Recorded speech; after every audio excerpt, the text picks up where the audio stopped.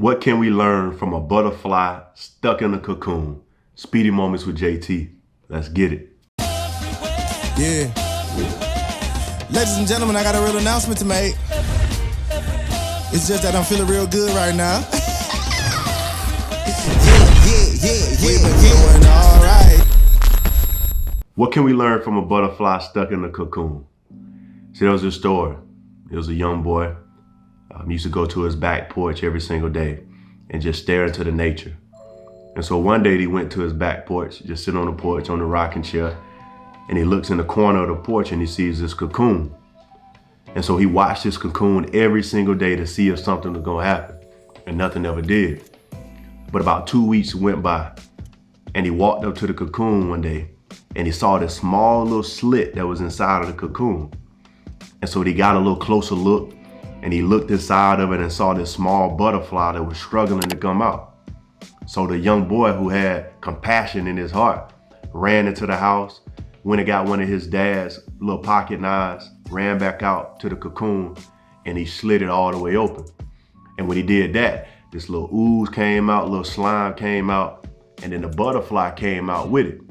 But then the butterfly fell down to the ground, struggled for about 2 to 3 minutes, and then the butterfly eventually died. So what can we learn from this story? See, that young boy, although he had compassion, although his heart was hurting for that butterfly, he didn't understand the process of metamorphosis.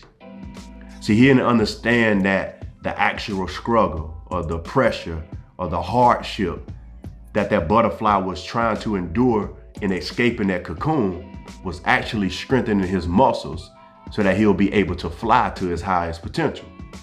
So when the boy shortened the metamorphosis process, the butterfly came out and his muscle wasn't strong enough to fly. And so that butterfly eventually fell on the ground, struggled, and died. See, what can we learn from this? See, we need that patience, man. Patience for the full process to go through. See, patience it comes from a Greek word meaning to remain under something. You got to remain under something. And so with the butterfly was trying to remain inside of that cocoon so that once it came out, it'll be perfect and complete and lacking nothing, just as James chapter 1, verses 3 and 4 says. It says, man, you know that the testing of your faith produces patience, but let patience have its perfect work, and you shall be perfect and complete and lacking nothing.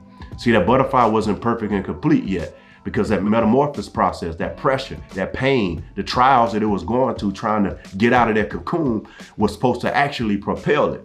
See, the things in our lives, they're not meant to destroy us. They're actually meant to deploy us. See, deploy means to move you into a position. So the pressure in your lives, the trials, the tribulations, the illnesses, all these things that God has allowed. Now, God may not have been the creator of them, and God may not have promoted them, but God has allowed them. But because God loves you and you are his child, what he does is Romans 8:28, like we always talk about. For we know all things work together for the good of those who love God, but they are called according to his purpose. So when you start to work in your purpose, all the things start to work out in your favor. So that means the good things, the bad things, the tragedies that you had to face, all of these things will start to work out for you, and they will help you produce patience. They will allow you to remain. That's what that butterfly needed to do. It needed to remain in that hardship just a little so that when it busts out of that cocoon, it will be perfect and complete and lacking nothing. See, patience is something that we run away from. You know, we think it's something that's bad, but you have to have patience.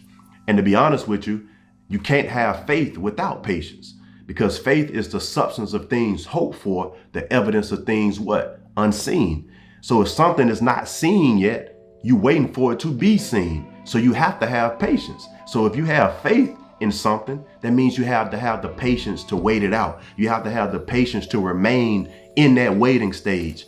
But you just don't sit there and wait like you're waiting at a bus stop. No, you continually move like a marathon runner. See, when you run a 26-mile marathon, after mile number 2, you still got 24 more to go. Even though you ran 2 miles, you still got 24 more to go. And even when you get to mile number 7, you're not at 2 no more, but you still got about 19 more to go. So that you steady moving, you're steady pacing. You have found your pace, like my boy Chris J said.